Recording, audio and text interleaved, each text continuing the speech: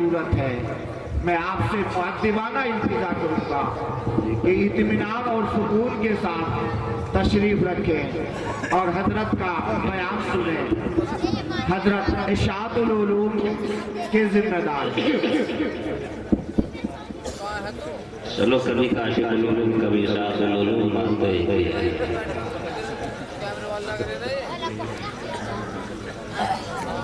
آصف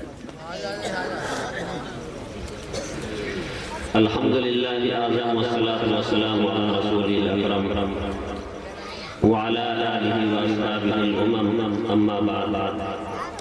فاعوذ باللہ من الشیطان الرجیم بسم اللہ الرحمن الرحیم ومن يتق الله يجعل له مخرجا ويرزقه من حيث لا يحتسب صدق اللہ العلی العظیم وقال النبی صلی اللہ علیہ وسلم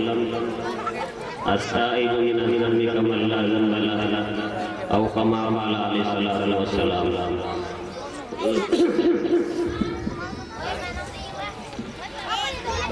محترم حضرات اور نوجوان ساتھیوں، یہ آپ کی اس مدرسے کا سالانہ جلسہ ہے جس میں ہم اور آپ سب حضرات صرف اللہ کی رضا کے لیے یہاں جمع ہوئے ہیں، اور جب یہاں آنے کا مقصد صرف اور صرف اللہ کی رضا ہے، دنیا کی اور کوئی غرض نہیں ہے، تو پھر آپ یقین مانیں ہمارے یہاں اس بیٹھنے پر اللہ تبارک و تعالیٰ کی طرف سے ہماری مغفرت کے فیصلے ضرور ہوں گے انشاءاللہ۔ کیونکہ آپ اور ہمارا یہاں جمع ہونا صرف اور صرف دین کی مبادیات کو سامنے رکھ کر اس کو سن کر عمل کرنے کے لیے سے یہاں جمع ہوئے ہیں، اور اہل مدارس کا اور علماء کرام کا ہمارے اوپر ایک بہت بڑا احسان ہوتا ہے کہ وہ سال میں ایک بار لوگوں کو جمع کر کے زندگی کے وہ سلب مسائل میں کبھی ہمارے سامنے نہیں آئے، یا زندگی کے وہ مسائل میں کبھی کبھی ہمارے سامنے آ رہے ہیں لیکن ان کے پہلو تشنہ رہ جاتے ہیں، وہ سارے جو تشنہ پہلو ہوتے ہیں وہ سارے ہمارے سامنے علماء کرام وضاحت کے ساتھ بیان فرماتے ہیں۔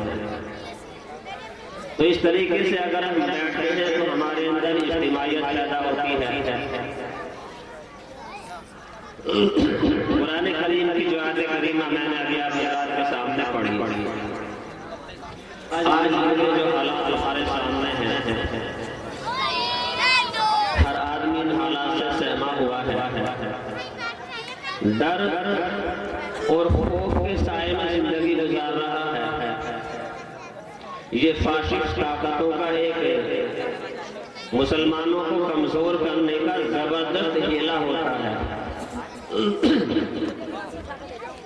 لیکن بحیثیت ایمان کے اور ایک مومن ہونے کی حیثیت سے ہمیں یہ سوچنا چاہیے کہ آخر اس قسم کے حالات ہمارے اوپر آتے کیوں ہیں۔ میں کوئی لمبی چوڑی تقریر نہ کر کے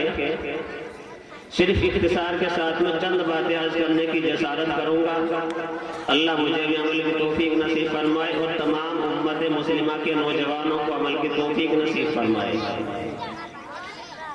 ایک حدیث قدسی ہے، اللہ کے رسول صلی اللہ علیہ وسلم فرماتے ہیں کہ اللہ تعالیٰ فرماتے ہیں ان اللہ یقول، اللہ تعالیٰ یہ کہتے ہیں انا اللہ لا الہ الا انا، میں اللہ ہوں، میرے سوا کوئی معبود نہیں ہے۔ اور یہ بالکل بدیہی بات ہے کہ اللہ تبارک و تعالیٰ کے سوا کوئی معبود نہیں ہے۔ اگر کوئی ذات قابل عبادت ہے جس کی پوجا کی جائے، اس کے سامنے اپنے سر کو جھکایا جائے، تو صرف اللہ تبارک و تعالیٰ کی ذات ہے۔ یہ اللہ تعالیٰ خود کہتے ہیں انا اللہ لا الہ الا انا، میں اللہ ہوں، میرے سوا کوئی معبود نہیں ہے۔ ملک الملوک و مالک الملوک، میں سارے بادشاہوں کا بادشاہ ہوں۔ वक़ुलूबुल मुलूक फी यदी, और सारे बादशाहों के दिल मेरे कब्जे में हैं। ये अल्लाह ताला फरमाते हैं कि सारे बादशाहों के दिल मेरे कब्जे में हैं। और जब सारे बादशाहों का दिल अल्लाह तबारक व तआला के कब्जे में है तो अल्लाह तबारक व तआला दिलों को जैसे चाहते हैं फेरते हैं। अल्लाह तबारक व तआला जैसे चाहता है दिलों को अलट पलट कर रख देते हैं। तो फरमाते हैं कुलूबुल मुलूक फी यदी, सारे बादशाहों के दिल मेरे कब्जे में है। व इन्नल इबाद इज़ा अताउनी हव्वलतु कुलूब मुलूकिहिम अलैहिम बिर्राफति वर्रहमा। जब बंदे मेरी इताअत करते हैं, मेरी फरमाबरदारियां करते हैं, मेरे अहकाम को बजा लाते हैं, तो अल्लाह तबारक व तआला के अहकाम की पाबंदी करने का नकद नतीजा दुनिया में ये मिलता है कि अल्लाह तबारक व तआला हुक्मरां तबके के दिले के अंदर रियाया के ताल्लुक से मोहब्बत और मोहब्बत को पैदा करवा देते हैं। इन्नल इबादा इज़ा अताउनी, बंदे जब मेरी इताअत करते हैं तो अल्लाह तबारक व तआला की इताअत और फरमाबरदारी करने का नकद नतीजा ये मिलता है कि अल्लाह तबारक व तआला हुक्मरां तबके के दिल में रियाया की मोहब्बत को डाल देते हैं। व इन्नल इबादा इज़ा असाउनी, और जब बंदे मेरी नाफरमानियां करते हैं तो अल्लाह तबारक व तआला की नाफरमानियां करने का नकद नतीजा ये होता है कि अल्लाह तबारक व तआला हुक्मरां तबके के दिलों के अंदर जो है रियाया के ताल्लुक से गजब और शक्ति को पैदा करवा देते हैं। फसामुहुम सूअल अज़ाब, जब इस किस्म के हालात दुनिया के अंदर पैदा हो जाएं, अल्लाह तबारक व तआला की नाफरमानियों के करने के नतीजे में हुक्मरां तबका जबर और इस्तिबदाद का रास्ता इख्तियार करने लगे तो तबका तरह तरह के अजाब के अंदर रियाया को मुब्तला करता है। फिर अल्लाह तबारक व तआला कहते हैं फला तशगुलू अनफुसकुम बिद्दुआ अला मुलूकिहिम, जब तुम्हारे ऊपर ऐसे हालात पैदा हो जाए तो तुम अपने बादशाहों को बद्दुआ देने में अपने वक्त को ज़ाय मत करो, क्योंकि तुम्हारे बद्दुआ करने से मुल्क के हालात बदलने वाले नहीं हैं। तुम कितनी हुक्मरां तबके को गालियां दे लो, बद्दुआ कर लो, तुम्हारे बादशाहों को बद्दुआ करने से हालात कभी नहीं बदल सकते। हाँ, अगर हालात बदलेंगे तो अल्लाह तबारक व तआला ने एक रास्ता बताया, इस्तगिलू अनफुसकुम बितज़र्रुइ इलैया, ऐसे हालात में तुम गुनाहों की जिंदगी छोड़कर मेरे दरवाजे पर आ जाओ, मेरे सामने रो, मेरे सामने गिड़गिड़ाओ, मेरे सामने अपने गुनाहों से तौबा करो, तो बस मैं जानूंगा तुम्हारे बादशाहों के लिए मैं काफी हो जाऊंगा। और याद रखें मुसलमानों, जब किसी जगह के मुसलमान आजादी के साथ नमाज पढ़ सकते हो, सुस्ती और काहिली की वजह से नमाज न पढ़े, जब किसी जगह के मुसलमान आजादी के साथ में रोजे रख सकते हो लेकिन काहिली और सुस्ती की वजह से रोजे न रखें, जब किसी जगह के मुसलमान आजादी के साथ में बगैर किसी रुकावट के कुरान करीम की तिलावत कर सकते हो लेकिन कुरान करीम की तिलावत को सुस्ती की वजह से न करें, जब आजादी के जमाने में किसी जगह के मुसलमान अहकाम खुदाबंदी को बजा ला सकते हो लेकिन सुस्ती काहिली की वजह से अहकाम खुदाबंदी को बजा न लाए, जब किसी जगह के मुसलमान रसूलुल्लाह सल्लल्लाहु अलैहि वसल्लम की सुन्नतों के ऊपर आजादी के साथ में अमल कर सकते हो लेकिन फिर भी सुन्नतों को पामाल करें, तो फिर अल्लाह तबारक व तआला की तरफ से भी निहायत खतरनाक फैसले होते हैं। और वो फैसले ये होते हैं कि अल्लाह तबारक व तआला ऐसे हालात मुल्क के बना देते हैं कि अगर मुसलमान उस जमाने में नमाज अदा करना चाहे तो नहीं अदा कर सकते, अगर कुरान करीम की तिलावत करना चाहे तो नहीं कर सकते, रमजान शरीफ के रोजे रखना चाहे तो नहीं रख सकते। और तारीख की किताबें इन सारे वाक़यात से भरी पड़ी है। उनदुरुस के वाक़यात हमारे सामने हैं। मुसलमानों का 800 साल दौरे हुकूमत, वो उनदुरुस जहां पूरा मुल्क अजानों की आवाज से गूंजता था, आज सारा कुफरिस्तान बना हुआ है, सारा उनदुरुस। जब मुसलमानों के अंदर बिगाड़ पैदा हुआ, जब आजादी का जमाना था तो शराबें पीते थे, आज मुसलमान नौजवान शौक के अंदर शराब पीता है, शौक لیکن جب شراب پینے سے باز نہیں آتا تو اللہ تبارک و تعالیٰ ایسے حالات بھی پیدا کرتے ہیں کہ مسلمانوں کو زبردستی شراب پلائی جائے گی۔ کشمیر کی تاریخ میں ایسے واقعات ہوئے جب ہندوستان کے اوپر سکھوں کا زمانہ تھا، مسجدیں بین ہو گئی، اذانوں پر پابندی لگا دی گئی، مسجدوں کو اسطبل میں تبدیل کر دیا گیا، ایسا زمانہ آیا۔ اور آج کے زمانے میں برما کے حالات ہمارے سامنے ہیں، مسلمان یکسر ختم کر دیے، مسجدیں بین کر دی گئی، قرآن کریم کے اوپر پابندی لگا دی گئی، ایک مسلمان لڑکی کے ساتھ میں 100 فوجی زنا بل جبر کرتے ہیں، اور پوری دنیا خاموشی کے ساتھ میں تماشا دیکھ رہی ہے۔ اور ہم بھی یہ چاہتے ہیں کہ یہاں کچھ نہیں ہونے والا، یا اگر ہمارے ساتھ میں کچھ ہوگا تو دوسری اسلامی حکومتیں ہمارے موافقت میں آواز اٹھائیں گی۔ تو یاد رکھو جس طریقے سے آج برما کے مسلمانوں کے اوپر جو ظلم و زیادتی ہو رہی ہے اور پوری دنیا خاموشی کے ساتھ میں تماشا دیکھ رہی ہے، ہمارے ساتھ بھی کسی کی آواز نہیں اٹھنے والی ہوگی۔ اس لیے نوجوان ساتھیوں، آج اللہ تبارک و تعالیٰ نے ہمیں نمازیں پڑھنے کی ہر طرح سے آزادی دی ہے۔ آج ہم چاہیں تو آزادی کے ساتھ میں نماز ادا کر سکتے ہیں، ورنہ اللہ تبارک و تعالیٰ جب یہ چاہیں گے کہ جب آزادی کے زمانے میں یہ نماز ادا نہیں کر سکے تو اللہ تبارک و تعالیٰ کی طرف سے سخت فیصلے ہوں گے۔ ایک وقت وہ آئے گا کہ تم نمازیں پڑھنا چاہو گے تو نمازیں نہیں پڑھ سکتے، رمضان شریف کے روزے رکھنا چاہو تو روزے نہیں رکھ سکتے،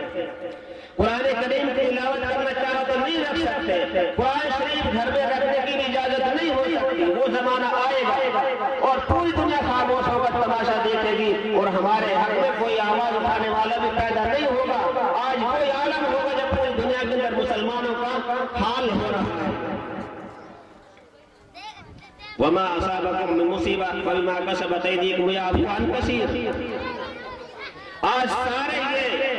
جتنے بھی ہمارے اوپر مظالم ہیں، ابھی میں نے حدیث قدسی بیان فرمائی، اگر اس حدیث کی روشنی میں ہم ان سارے حالات کو پڑھ کے تو ہمارے اپنے کرتوت کا اور ہمارے اعمال کا نتیجہ ہے یہ سارے۔ اللہ تبارک و تعالیٰ ایسے حالات پیدا کریں گے، ذبیحہ بیان ہوا، اذانوں پر پابندی کے منصوبے بنائے جا رہے ہیں اور ہم خاموش۔ ایسے حالات کے اندر بھی اگر ہمارے نوجوانوں کا رجوع اللہ تبارک و تعالیٰ کی طرف نہیں ہوتا تو مجھے بتاؤ پھر کون سا زمانہ آئے گا جب ہم اللہ تبارک و تعالیٰ کی طرف رجوع کریں گے؟ کیا وہ زمانہ آئے گا جب ہمارے سامنے ہماری بہنوں کی عزتیں لوٹی جائیں گی؟ کیا اس وقت ہم اللہ تبارک و تعالیٰ کی طرف رجوع کریں گے جب ہماری اذانیں بین ہو جائیں گی، نمازوں پر پابندی لگ جائے گی؟ مجھے ایک واقعہ یاد آیا، 1258 میں غالباً جب پوری دنیا کے اوپر تاتاری قوم کا فتنہ برپا ہوا اور تاتاری قوم ایک اسلامی ملک کو نگلتی چلی گئی، صرف مملکت مصر ایک اسلامی ملک ایسا بچا تھا جو مسلمانوں کے تسلط میں تھا، ورنہ پوری اسلامی سلطنت کے اوپر تاتاری قوم کا قبضہ ہو چکا تھا۔ بغداد کی تاتاری قوم نے اینٹ سے اینٹ بجاتی تھی، اور تاریخ کے صفحات کے اندر لکھا ہوا ہے کہ تاتاری قوم نے بطور یادگار کے ہزاروں کروڑوں لاکھوں مسلمانوں کو قتل کر کر کے ان کی کھوپڑیوں کے بغداد سے باہر مینارے چندیے بطور یادگار کے، اور جب کوئی قافلہ بغداد شہر سے دور ہوتا تو انسانی کھوپڑیوں کی وہ مینارے دور سے نظر آتی تھی بطور یادگار کے۔ اتنا قتل عام مسلمانوں پر تاتاری قوم نے کیا۔ واقعات کے اندر لکھا ہے کہ چنگیز خان کی پوتی شہر بغداد کے اندر گھومنے کے لیے نکلی، بغداد کے چوراہے پر پہنچی، وہاں دیکھا کہ بہت سارے مسلمان وہاں کھڑے ہوئے ہیں، داڑھی ٹوپی والے مسلمان وہاں کھڑے ہوئے ہیں۔ اسے تجسس ہوا، اس نے پوچھا کہ یہاں کیا ہو رہا ہے؟ اس نے پوچھا کہ یہاں اسلام کا اسکولر آنے والا ہے، ایک اسلام کا عالم یہاں آنے والا ہے، عالم صاحب یہاں آئیں گے، وہ مسلمان نوجوانوں کو کچھ رہنما اصول بتائیں گے، اس لیے ان کی باتوں کو سننے کے لیے یہاں یہ سارے مسلمان کھڑے ہوئے ہیں۔ चंगेज हलाको खान की पोती ने उस आलिम को अपने पास बुलाने का हुक्म दिया। वो आलिम हलाको खान की पोती के सामने आए। हलाको खान की पोती ने उन आलिम से कहा, क्या तुम मुसलमान हो? आलिम ने कहा, अल्हम्दुलिल्लाह मैं मुसलमान हूँ। हलाको खान की पोती ने पूछा, क्या तुम अल्लाह पर यकीन रखते हो? हाँ अल्हम्दुलिल्लाह हम अल्लाह के ऊपर यकीन रखते हैं, मुसलमान हैं। हलाको खान की पोती ने कहा, क्या तुम इस बात पर यकीन रखते हो कि जो कुछ भी होता है अल्लाह तबारक व तआला की तरफ से होता है? आलिम ने कहा, हाँ हमें इस बात का यकीन है कि दुनिया के अंदर जो कुछ भी होता है वो अल्लाह तबारक व तआला की जात की तरफ से होता है। अल्लाह तबारक व तआला के हुक्म के खिलाफ दुनिया के अंदर एक पत्ता भी नहीं हिल सकता, हमें इस बात का यकीन है।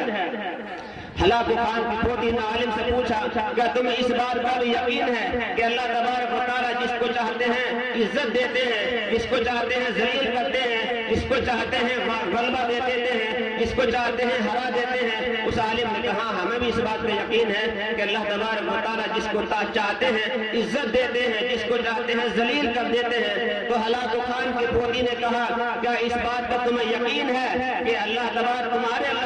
व तआला ने आज हमें तुम्हारे ऊपर गलबा दिया है? तो इस बात की दलील है कि अल्लाह तबारक व तआला तुमसे ज्यादा हमें चाहता है। अगर अल्लाह तबारक व तआला तुम्हें चाहता तो हमें गलबा न देता, अल्लाह तबारक व तआला हमें शिकस्त देता, अल्लाह तबारक व तआला तुम्हें गलबा देता। हमारा गलबा होना, तुम्हारा हार जाना, ये इस बात की दलील है कि अल्लाह तबारक व तआला की मदद तुम्हारे साथ नहीं हमारे साथ है। अल्लाह तबारक व तआला तुमसे ज्यादा हमें चाहते हैं। ये सारे सवाल और जवाब जब उस हलाको खान की पोती ने उस आलिम से किए तो उस आलिम के चेहरे के पर मुस्कुराहट आई और उसने कहा कि नहीं, हमें इस बात का यकीन नहीं है। अल्लाह तबारक व तआला आज भी हमारे साथ है, अल्लाह तबारक व तआला आज भी हमसे मोहब्बत करते हैं, अल्लाह तबारक व तआला तुमसे आज भी मोहब्बत नहीं करते, हमें इस बात का यकीन है। अब उस आलिम ने हलाको खान की बेटी से सवाल किया कि आप मुझे ये बताओ, आपने किसी चरवाहे को जंगल के अंदर बकरियां चराते हुए देखा होगा,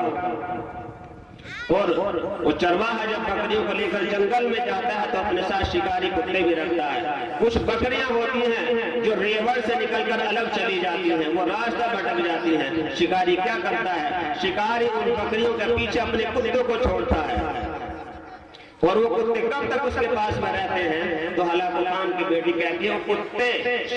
उस वक्त उन बकरियों के पीछे भागते रहते हैं जब तक वो उस रेवड़ से अलग होने वाली बकरियों को जब तक वापस अपने रेवड़ के अंदर लाकर नहीं छोड़ देते, उस वक्त तक वो शिकारी के कुत्ते उन बकरियों के पीछे बराबर और अलातूल भागते रहते हैं। मेरे नौजवान साथियों, उस आलिम ने जो जवाब दिया हलाको खान की पोती को, वो जवाब आबे जर से लिखकर अमल करने के लायक है। उन आलिम ने जवाब दिया कि जिस तरीके से वो शिकारी कुत्ते उस वक्त तक बकरियों के पीछे रहते हैं जब तक वो बकरियां वापस अपने रेवड़ में नहीं आ जाती, इसी तरीके से तुम तातारी कौम अल्लाह तबारक व तआला की तरफ से हमारे पीछे हुए सरकारी और खुदा की तरफ से छोड़े हुए कुत्ते हो, जब तक अल्लाह तबारक व तआला की तरफ लौट कर वापस नहीं चले जाते, तुम हमारे पीछे इसी तरीके से लगे रहोगे और तुम हमारी नींदों को हराम करते रहोगे, हमारे सुकून को बर्बाद करते रहोगे। आज हुक्मरान तबका जो हमारे ऊपर जुल्म सितम कर रहा है, आप यकीन माने ये अल्लाह तबारक व तआला की तरफ से छोड़े हुए हमारे ऊपर शिकारी वही है जो रेवड़ियों के बकरियों के रेवड़ के पीछे भागने वाले शिकारी कुत्ते थे। जब तक हम अल्लाह तबारक व तआला की तरफ लौट कर वापस नहीं चले जाएंगे, जो हुक्मरान तबका इस तरीके से हमें परेशान करता रहेगा, हमारी अजानों को भी बैन करेगा, नमाजों के ऊपर भी पाबंदियां लगेगी और हमारे सुकून को दरम बरम करता रहेगा। तो इस वाक़े से हमें ये सबक मिलता है कि अल्लाह तबारक व तआला की जात के साथ में जो हमारा एक इस्तिहकाम और मुस्तहकम रिश्ता था, जब तक वो रिश्ता हमारा अल्लाह तबारक व तआला की जात के साथ में मजबूत रहा, दुनिया की किसी ताकत को हमारे सामने आंख उठाकर जीने की हिम्मत नहीं होती। और जब वो रिश्ता अल्लाह तबारक व तआला का हमसे टूट गया, आज हम अल्लाह तबारक व तआला से क्या डरे? जब हम दुनिया की छोटी सी चीज से डरते हैं, जब कोई चीज जो कोई आदमी अल्लाह तबारक व तआला से नहीं डरता तो अपने साए से भी डरकर जिंदगी गुजारता है। आज मुसलमान डर سائے کی زندگی گزار رہا ہے، خوف کے سائے میں زندگی گزار رہا ہے، حتیٰ کہ مسلمان اپنے سائے سے بھی ڈرتا ہے۔ اس لیے نوجوان ساتھیوں، اللہ تبارک و تعالی حالات کو بھیج کر یہ دیکھتے ہیں کہ میرے بندے میری طرف رجوع کرتے ہیں یا نہیں کرتے۔ اگر حالات بطور آزمائش کے ہوں اور بندوں کا رجوع اللہ تبارک و تعالیٰ کی طرف ہو جائے، پہلے نمازیں کم پڑھتے تھے، ایسے حالات میں نمازیں زیادہ پڑھنے لگے، پہلے نمازیں گھنٹے دار پڑھتے تھے، لیکن جب مشکل حالات ہو جائے تو نمازیں پابندی کے ساتھ میں پڑھنے لگے۔ پہلے چوراہوں کے اوپر ہمارا وقت گزرتا تھا، لیکن جب حکمراں طبقے کی طرف سے مشکل حالات ہمارے سامنے ڈال دیے گئے تو ہمارا زیادہ وقت مسجدوں کے اندر گزرنے لگے، تو سمجھو کہ اللہ تبارک و تعالیٰ ان حالات کو بہت جلد ہمارے اوپر سے ختم کر دیں گے۔ لیکن شرط یہ ہے کہ ہم اللہ تبارک و تعالیٰ کی طرف رجوع کریں۔ اس لیے میں نوجوان ساتھیوں اور دینی بھائی، آج جو حالات ہمارے سامنے ہیں یہ ہمارے اپنے خود کے پیدا کردہ ہیں۔ یہ میں نے قرآن کریم کی ایک آیت کریمہ آپ حضرات کے سامنے تلاوت کی تھی، وَمَن يَتَّقِ اللَّهَ يَجْعَل لَّهُ مَخْرَجًا وَيَرْزُقْهُ مِنْ حَيْثُ لَا يَحْتَسِبُ وَمَن يَتَوَكَّلْ عَلَى اللَّهِ فَهُوَ حَسْبُهُ۔ جو آدمی گناہوں سے بچ کر زندگی گزارتا ہے، چھوٹے چھوٹے گناہوں سے بھی بچتا ہے، بڑے گناہوں سے بھی بچتا ہے، تو اللہ تبارک و تعالیٰ مشکل حالات کے اندر بھی آسانیاں پیدا فرما دیتے ہیں۔ وَمَن يَتَّقِ اللَّهَ يَجْعَل لَّهُ مَخْرَجًا، جو آدمی اللہ تبارک و تعالیٰ سے ڈرتا ہے تو اللہ تبارک و تعالیٰ نکلنے کا راستہ مہیا فرما دیتے ہیں۔ گناہوں سے بچنے کا نقد انعام یہ ہوتا ہے کہ مشکل حالات کے اندر بھی اللہ تبارک و تعالیٰ آسانیوں کا راستہ بندے کے واسطے نکال دیتے ہیں۔ دوسرا نقد انعام گناہوں سے بچنے کا یہ ہوتا ہے کہ اللہ تبارک و تعالیٰ ایسے انسان کو ایسی جگہ سے رزق مہیا فرماتا ہے کہ انسان کے وہم و گمان میں بھی نہیں ہوتا کہ مجھے یہاں سے رزق بھی مہیا ہو سکتا ہے۔ اس لیے آج ایسے حالات میں جبکہ ہمارے سامنے مشکلیں کھڑی ہوئی ہوں تو سب سے پہلی ضرورت یہ ہے کہ ہم گناہوں سے بچیں، ماضی کی زندگی کو ٹھوکر مار کر نیکوکاری کی زندگی گزارنے کا عہد کریں، اپنے دین کے ساتھ وفاداری کا عہد کر کے آج یہاں سے اٹھیں اور اللہ تبارک و تعالیٰ کے سامنے آج یہ عہد کریں۔ کل چینے کے نوجوانوں، آج یہ توبہ کی رات ہے ہمارے واسطے۔ آج یہاں سے ہم جب اٹھیں تو اپنے دین کے ساتھ وفاداری کا عہد کر کے اٹھیں اور اللہ تبارک و تعالیٰ سے یہ پختہ عہد کریں، رب کریم اب تک ہماری جو زندگی تھی وہ گزر گئی تو اس کو معاف فرما، آج کے بعد ہم نیکوکاری کی زندگی گزاریں گے، نمازوں کی پابندی کریں گے، اپنی نظروں کی حفاظت کریں گے، چوراہوں پر کھڑے ہو کر نظروں کی ورزش نہیں کریں گے۔ اور یاد رکھیں نوجوان ساتھیوں، اگر ہم کلچینے کے کسی چوراہے کے اوپر کھڑے ہو کر کسی جوان بیٹی کے اوپر میلی نظر ڈال رہے ہوں تو یاد رکھو کہ کلچینے کے دوسرے چوراہے پر کھڑا ہو کر کوئی ہمارے جیسا ہی نوجوان ہماری گھر کی بیٹی کے اوپر بھی میلی نظر ڈال رہا ہوگا۔ یہ وَلَا يَحِقُّ الْمَكْرُ السَّيِّئُ إِلَّا بِأَهْلِهِ، انسان جو مکر کرتا ہے اس کا مکر اس کے اہل خانہ کے اوپر لوٹتا ہے، اس کے گھر والوں کے اوپر لوٹتا ہے۔ اس لیے اگر ہم اپنے گھر کی بہو بیٹیوں کو، جوان بچیوں کو ہم محفوظ کرنا چاہتے ہیں اور ہم یہ چاہتے ہیں کہ ہمارے گھروں کی جوان بچیاں دوسروں کی میلی نظروں سے محفوظ رہیں، تو آج یہاں سے عہد کر کے اٹھیں کہ ہم کسی بھی جوان بچی کے اوپر میلی نظر نہیں ڈالیں گے۔ اور اگر ہم دوسروں کی بہو بیٹیوں کے اوپر نوجوانی کے عالم میں، عنفوان شباب میں نفسانی خواہشات کو پورا کرنے کے لیے ناجائز طریقے استعمال کریں گے تو یاد رکھیں ہماری گھروں کی عورتیں بھی محفوظ نہیں رہیں گی۔ آج تو سائنٹیفک دور ہے، سائنس اور ٹیکنالوجی اپنے عروج پر ہے، آج ہمارے گھروں کے اندر جوان بچیاں پردے میں ہو کر بھی بے پردہ ہیں۔ ہم سمجھتے ہیں کہ ہماری جوان بچے گھروں کے اندر محفوظ، آج سائنس اور ٹیکنالوجی کے زمانے میں موبائل جس کا 90% نئی نسل غلط استعمال کر رہی ہے، ہمارے گھروں کی بچوں کے اندر کو بے پردہ کر دیا اس نے۔ اور ہمارا نوجوان طبقہ اسلامی معاشرے کے سرکردہ افراد شادی بیاہ کے اندر اتنی فضول خرچیاں کرتے ہیں کہ زمینیں بیچ کر گاڑی مہنگی گاڑیاں دے رہے ہیں۔ آپ سوچیں، جب آپ زمینیں بیچ کر اپنی جوان بچوں کو مہنگی گاڑیاں دیں گے تو آپ اپنی اولاد کے سامنے کس طریقے سے سر اٹھا کر دیں گے کہ آپ اپنی اولاد کو کیا بھکار کے لیے کٹورا ہاتھ میں دے کر جائیں گے ان کے سامنے؟ اس لیے سرکردہ نوجوانوں اور میری دین بھائیوں، اپنی شادیوں میں سادگی پیدا کریں گے، سادگی کے ساتھ میں شادیاں کریں گے، نکاح پڑھانے کا اہتمام مسجدوں کے اندر کریں۔ میں نے ایک بہت معتبر کتاب کے اندر پڑھا ہے کہ نکاح جمعے کے دن نماز عصر کے بعد مسجد کے اندر پڑھانا مسنون ہے، اور ہمارا تو الٹا عالم ہے یہاں کلسین میں کہ امام صاحب اشارے جائیں گے رجسٹر ہاتھ میں لے کر، اور باراتی ایسی کیڑی نظروں سے دیکھ رہے ہوں گے، اتنی ترچی نظروں سے دیکھتے ہیں کہ بیچارہ امام صاحب اس کی نظر اوپر کو نہیں اٹھتی۔ اس لیے ائمہ حضرات، علماء حضرات کی بھی ایک وقت ہے، ایک مقام ہے ان کا سماج کے اندر، وہ ایک عزت رکھتے ہیں، وہ ہمارے رہبر ہیں، ہماری قوم کے رہنما ہیں، اچھے اور برے کی تمیز ہمیں وہ بتانے والے لوگ ہیں۔ کیا ہمارے ائمہ اسی لائق ہیں کہ 10 روپے کا رجسٹر ان کے ہاتھ میں تھما کر اور چپتی ہی نظروں کا سامنا کراتے ہوئے ہم ان کو اپنے گھروں کے اندر نکاح پڑھانے کے لیے لے جائیں؟ اس لیے اس بات کا اہتمام کریں کہ